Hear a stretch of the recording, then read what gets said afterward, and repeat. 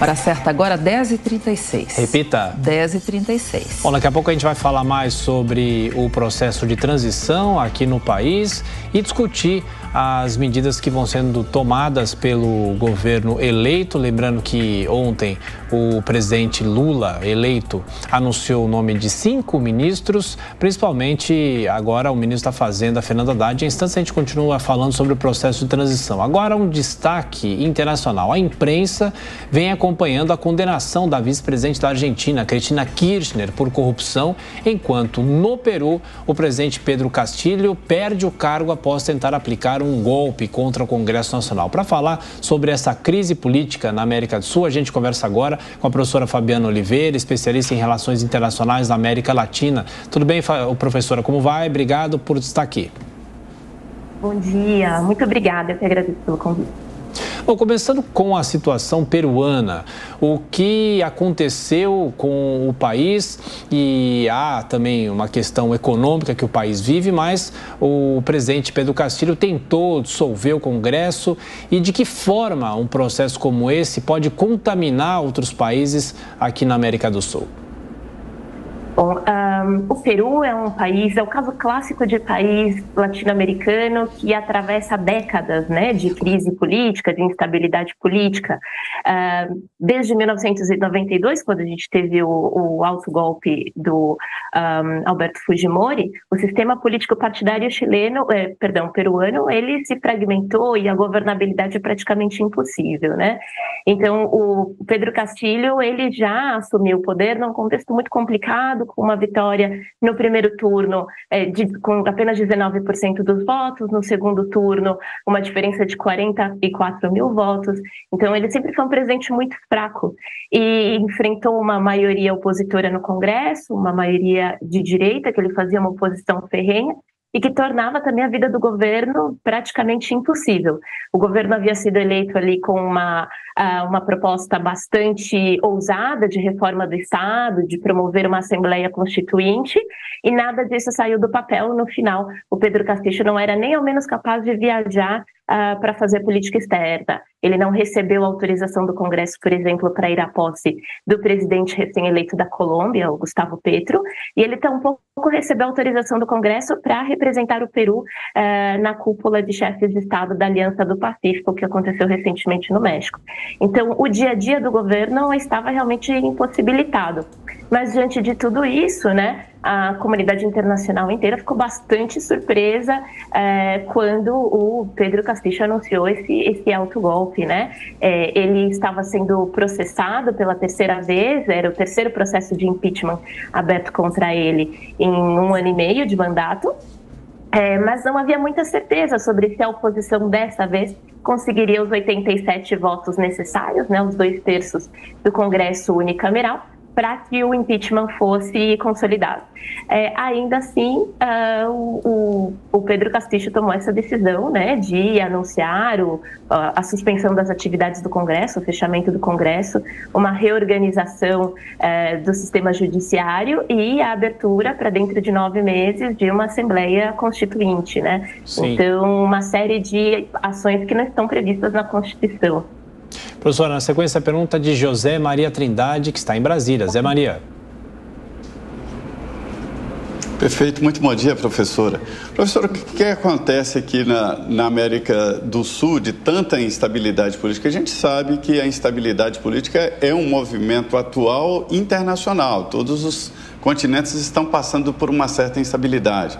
Mas é que aqui as crises políticas estão longas demais, né? Isso impede, inclusive, o desenvolvimento aqui da região. O que acontece? O que é diferente aqui? Bom, provavelmente a gente tem uma junção, né, de crise política com crise econômica, né, Zé Maria, que torna a situação um pouco mais complicada aqui na América Latina. Desde meados de 2012 e 2013, toda a região afundou num processo de crise econômica. Em alguns casos essa crise foi pior, como por exemplo na Argentina ou na Venezuela, né, que a gente fala muito, mas também no Equador. Em outros casos essa crise foi um pouco menor, mas todos os países da região região afundaram numa crise econômica a partir de 2012 e 2013. A gente também tem, de uma maneira geral na América Latina, um quadro de profunda fragmentação política.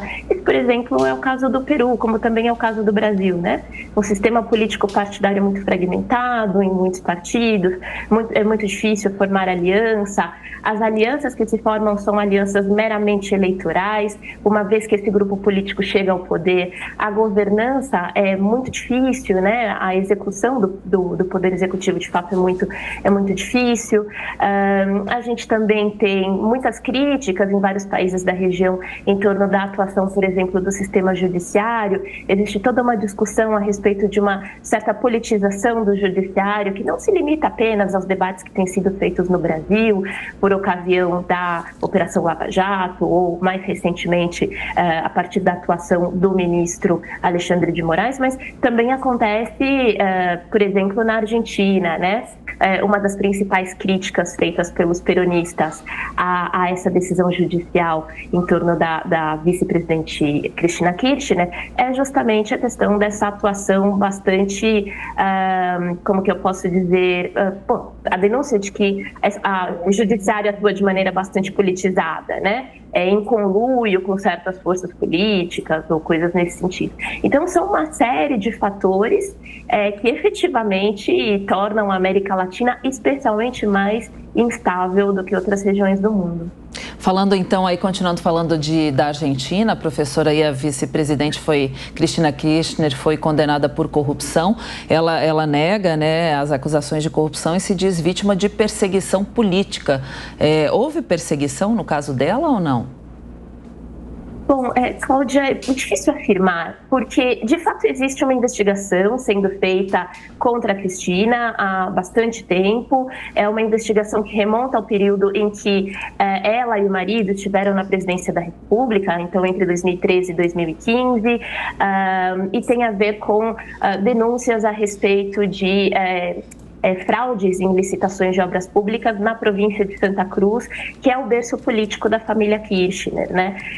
O que os peronistas alegam principalmente é que, primeiro, esses delitos que pesam contra a vice-presidente Cristina Kirchner, eles já foram julgados pela justiça local, pela justiça provincial, e nada foi confirmado, né? O que eles alegam é que não existem evidências que suportem as acusações e que, por isso, a Justiça da província de Santa Cruz decidiu que a vice-presidente Cristina Kirchner seria inocente. Então, o que se alega é que não seria possível uma dupla investigação de um mesmo caso. Ao mesmo tempo, também se alega uma espécie de conluio por parte dos juízes da primeira instância que participaram dessa decisão, né? Foram 13 juízes que decidiram em unanimidade, né, que a vice-presidente Cristina Kirchner seria condenada a 6 anos de prisão e se tornaria inelegível de por vida. Existe então ali as acusações por parte dos peronistas de que esses juízes eles são muito próximos da oposição ao partido justicialista, né, que seria o Juntos por el Cambio, o partido do ex-presidente Maurício Macri, né? Então, alguns desses juízes aparentemente jogavam futebol com o ex-presidente Maurício Macri, ou mais recentemente surgiram denúncias envolvendo chats de conversas entre esses juízes, em que eles comentam sobre viagens feitas com o voo e hospedagem pagos por empresários, especialmente empresários dos meios de comunicação, como o presidente do Grupo Clarim. Então, tem ido nesse sentido, né, as acusações feitas pelo partido justicialista, né, pelo peronismo, e a principal alegação é de que existe uma nova tentativa de inviabilizar uma candidatura forte, né, do partido peronista, já que o natural aqui seria que a vice-presidente Cristina Kirchner saísse candidata a presidente novamente, uma vez encerrado o governo do Alberto Fernandes, que é um governo bastante impopular nesse momento. Sim, né? Professor, e para fechar, nesse caso da Argentina, a Cristina Kirchner perde os direitos políticos com essa condenação ou isso ainda não está decidido?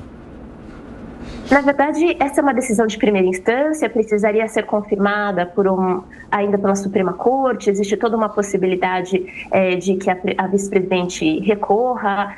A princípio, ela não deve ser presa, por exemplo, né? Ela conta com foro privilegiado como presidente do Senado, que ela é, né? Ela é vice-presidente da República e presidente do Senado. E enquanto o processo corre, ela ainda pode se candidatar, apesar dela já ter afirmado que não será candidata a nada no final do ano que vem. A verdade é que ela ainda pode se candidatar a algo e pode manter o foro privilegiado, né? Então, existe pouquíssima possibilidade de que a Cristina seja presa e, a menos que ela descumpra, né, em caso de que ela descumpra essa afirmação de que não deve ser candidata a nada, ela tampouco deveria ser impossibilitada de ser candidata no ano que vem. Professora Fabiana Oliveira, de Relações Internacionais. Muito obrigado mais uma vez pela atenção, pela gentileza. Bom fim de semana. Eu que agradeço. Um bom fim de semana a todos vocês. Obrigada.